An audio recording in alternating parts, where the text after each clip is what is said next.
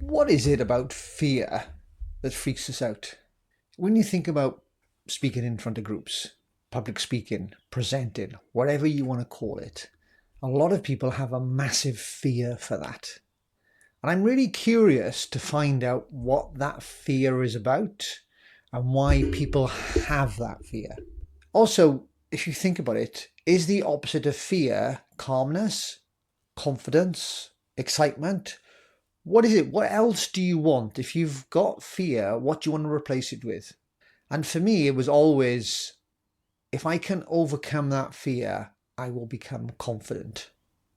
And so I've always looked for confidence. With confidence, I become enthusiastic. I'm not somebody who's a rah, rah, rah speaker or presenter. It's not my style. Something I'm not very comfortable with. But what I'm really interested in is the whole element of fear and context. Because in some situations, we have a lot of confidence and we have no fear. In other situations, fear controls our life. If I give you an example of myself, when I first started many decades ago, I had a fear of public speaking. I was frightened that people would judge me negatively, that my first impression, they would see me think, oh, actually, Mark's a nice guy, he sounds really good. But then once I stand up in front of a group of people, all that dissolves. And so my fear was that I would be judged negatively simply by standing up and speaking, which is ridiculous if you think about it. If you take a logical process and look at the logic behind that, in theory, you're no different standing up and speaking to a group than if you're standing up and speaking one-on-one to somebody. But our cortisol in our body, our adrenaline pumps through our body and gives us that fight or flight or freeze response. And so it's kind of, if we know that, can we do something to mitigate that? Can we do something to overcome that? If I think about another fear that I used to have a fear of spiders. I had a massive fear of spiders, even money spiders. They freaked me out totally. And all through my life, I had that fear.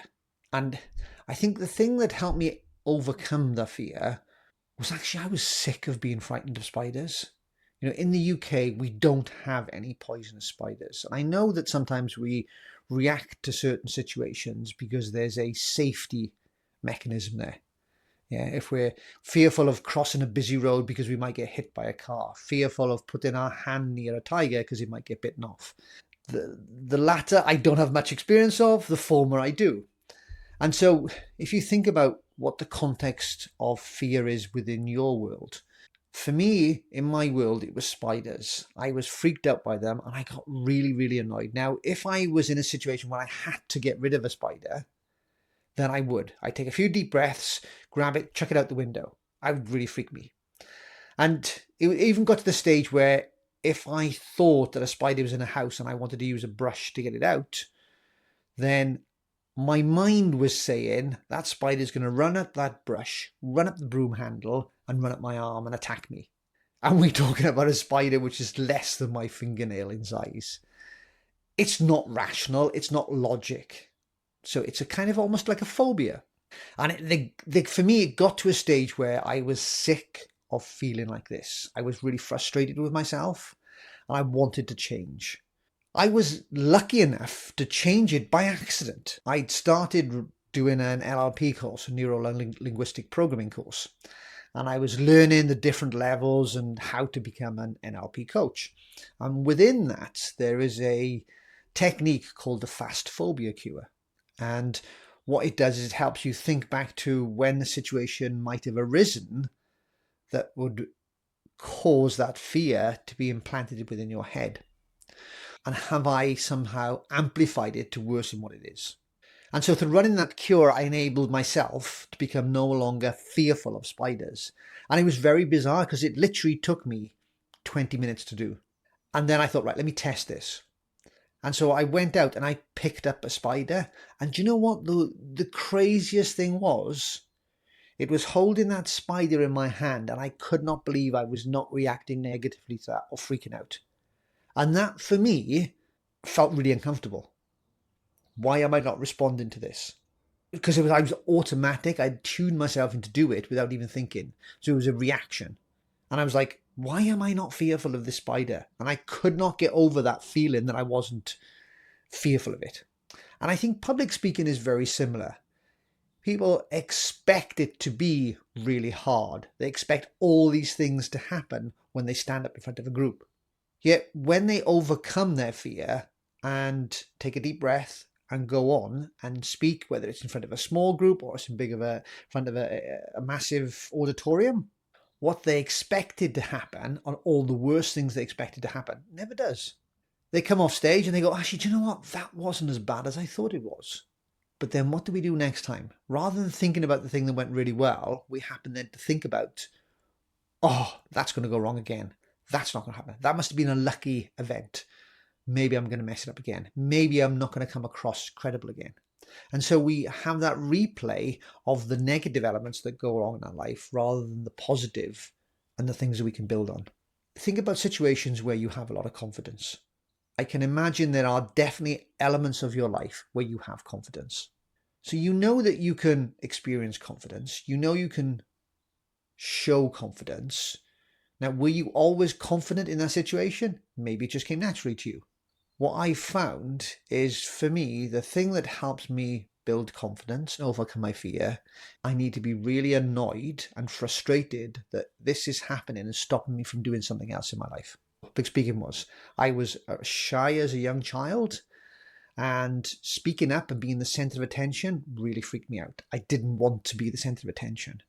But then I realized that sitting in the corner, being really quiet, being a wallflower, as I was called sometimes, didn't get me anywhere. In essence, I was sitting at the side hoping that somebody would come and speak to me and take pity on me. Not a really healthy mindset to have as a young man. So I thought, okay, what can I do differently to have more confidence? What can I do differently to boost my own self-esteem, my own self-perception of myself? And so one of the things I did was actually learn how to become better at speaking in front of groups, how to become better at having conversations.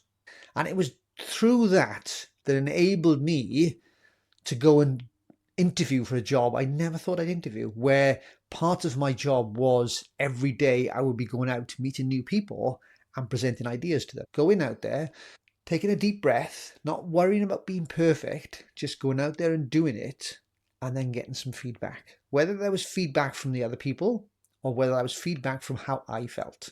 Because I knew when I did a good job, I also knew when I wasn't doing a very good job.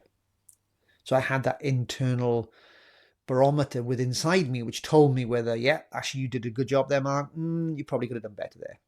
And a lot of the time when I wasn't doing better, it was because I hadn't prepared enough, I hadn't followed the process, or I was tired, I was hungry, I was not thinking, I wasn't present. There was something which was distracting me.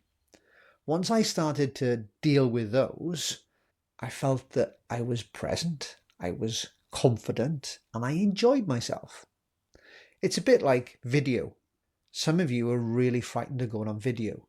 Yet there's nobody else on video. In essence, you're talking to yourself. Now, I know I'm talking to you guys, so I'm not talking to myself, but there's no interaction here. It's a one-way, it's a monologue.